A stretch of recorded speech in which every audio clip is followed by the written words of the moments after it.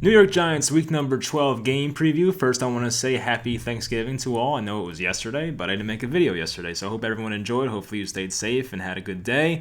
But yeah, good news for Giants fans yesterday. Washington was just able to destroy the Dallas Cowboys, which is good for us because in the tiebreaker, the Giants, of course, beat Washington twice this year. The Giants lost to Dallas, unfortunately, so the Giants do have the tiebreaker advantage with Washington, who is currently in first place. So if the Giants won this game, not to get ahead of myself, but if they won this game and the Eagles lost to Seattle, which is probably very likely to happen. I mean, maybe, stuff happens, but the Giants would be in first place, I believe, because they would hold the tiebreaker advantage with Washington and be 4-7 on top of the division. So that's exciting, and this is a game the Giants have to win in my mind. Like, this is a game you cannot lose. You're facing Brandon Allen, not Joe Burrow. The Giants are 6-point favorites here on the road, so nothing's a guarantee in this league, especially with the Giants, but this is a game that they probably should win. I'm not guaranteeing it, but they probably should win this game, to be honest with you. So real quick, we'll go over some of the injuries that are big. I talked about Joe Burrow for the Bengals. I think the Bengals also have Joe Mixon. Their usual starting running back is out. Their backup running back, Gio Bernard, has a concussion. Now, he was practicing on a limited basis yesterday, so he might play. We'll see about that. If not, it's Samaje Perine, so they'll be down to their third-string running back, which would be nice. And for the Giants, they do get mostly everyone back, I think. Tay Crowder's back.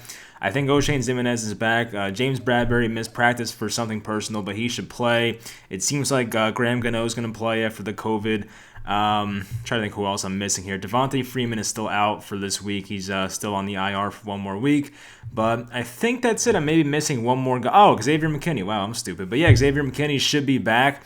I don't expect him to play a crazy amount, maybe 25, 30 snaps around that area, but just to get him acclimated. And this is a good game because, you're favored by 6 points. You throw him out there, get him used to game speed, get him used to the NFL, and see what happens. So I'm excited about him, and hopefully he has a nice debut, makes a couple big plays for the Giants, hopefully. We'll see. But for the game, we'll get into the offense first. So for the Giants offense, the Bengals, they struggle mightily on defense. We should know that. They allow 390.9 total yards per game, which I think is 7th most in the NFL. Their defense is not good, I'll be honest. So they allow 254 passing yards per game and 136 rushing yards per game.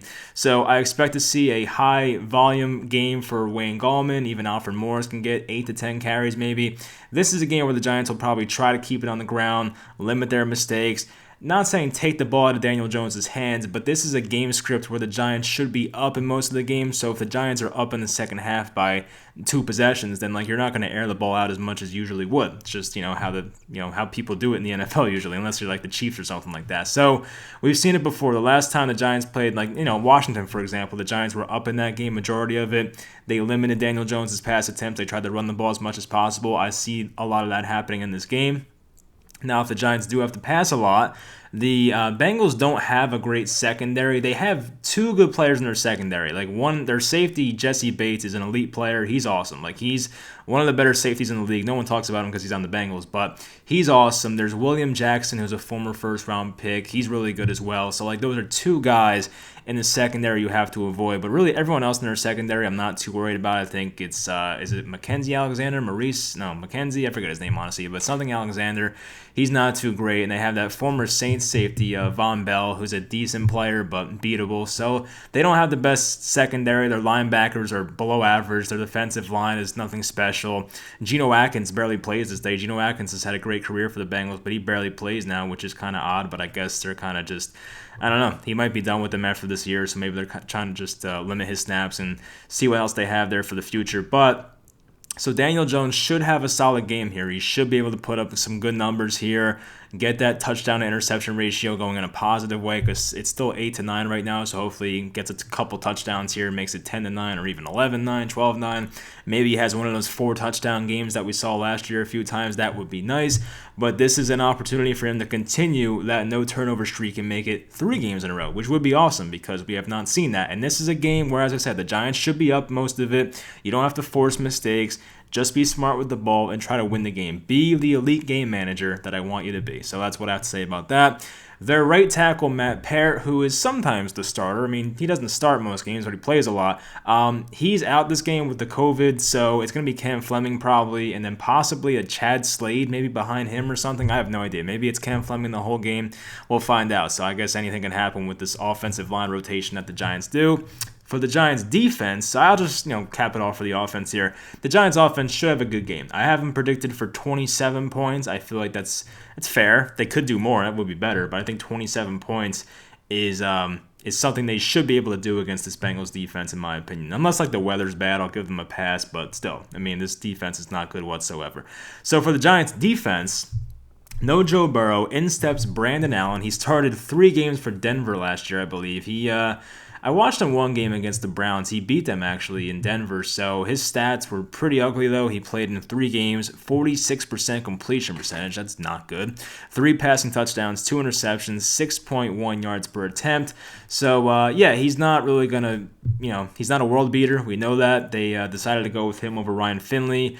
Maybe he gets benched at some point for Ryan Finley, but I don't really have a fear of their quarterbacks. I fear Joe Burrow. He's really good, but these guys, I don't really fear too much. They'll do a lot of short passes, and really what I have written down here, the only thing I can see happening for this Cincinnati offense that can really kill us in this game is Tyler Boyd in the slot. Now, Tyler Boyd's a really good player, probably doesn't get a lot of attention because of the whole Cincinnati thing once again. They don't get many primetime games there, but Darnay Holmes is going to be on him most of the game probably, and if he can find a way to exploit the rookie, then maybe Tyler Boyd in the slot has an awesome game. I can definitely see that happening, but for the outside receivers, I mean, A.J. Green's been very inconsistent, has not looked like his old self, so A.J. Green's not a guy I'm too concerned about. He did catch his first touchdown of the year last week, so that was good to see for him, but I'm not too concerned about him. He's not the old A.J. Green that's a top 5 wide receiver in the league anymore. They have T. Higgins, a good rookie out of, I think it was Clemson, but he's a good player. He's definitely proven to be a red zone threat.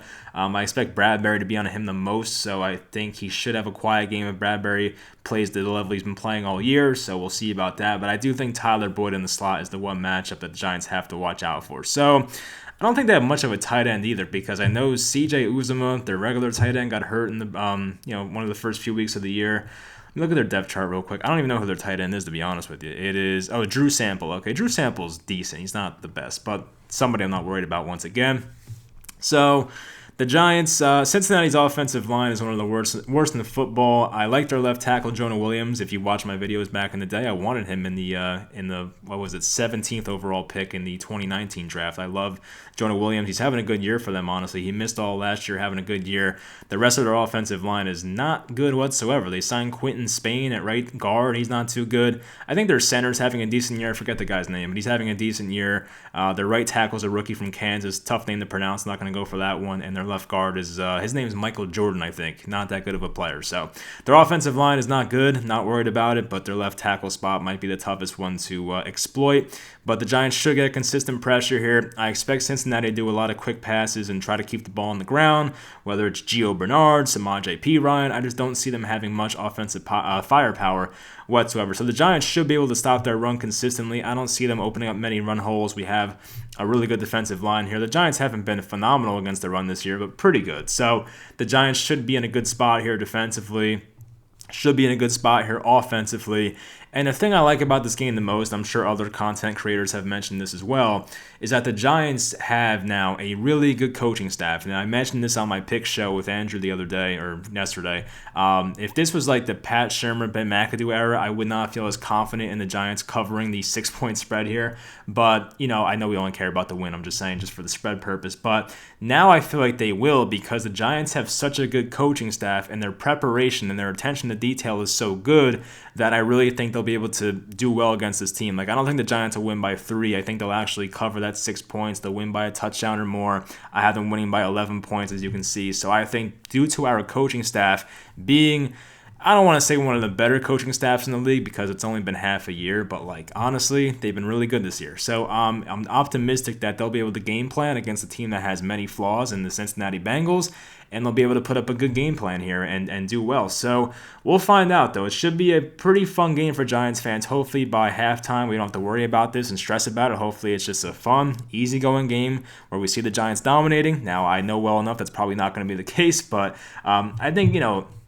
in all likelihood, it'll probably be close at halftime, and hopefully at some point in the third quarter, the Giants start to pull away. I could see that happening for sure. So it might be towards the end of the third quarter where this thing starts to look over, but still, I mean, it's the NFL. You can't rule out anything. I could definitely see the Bengals winning this as well because the Giants are a team that has definitely broken our hearts this season many times. But, if you look at the matchup, you look at the rosters, you look at it on paper, you see the direction both these teams are going. These guys just lost their first overall pick, franchise quarterback. The Giants have won 2 in a row. They've been playing really well the past month or so. The Giants should win this game. Now, anything can happen, but I'm just saying they should win this game, so I have it as 27-16 Giants. So hopefully you guys enjoyed this video. Leave in the comments your score prediction for this game. Hopefully we get first place in the NFC East. That would be great, and I'll talk to you guys next time.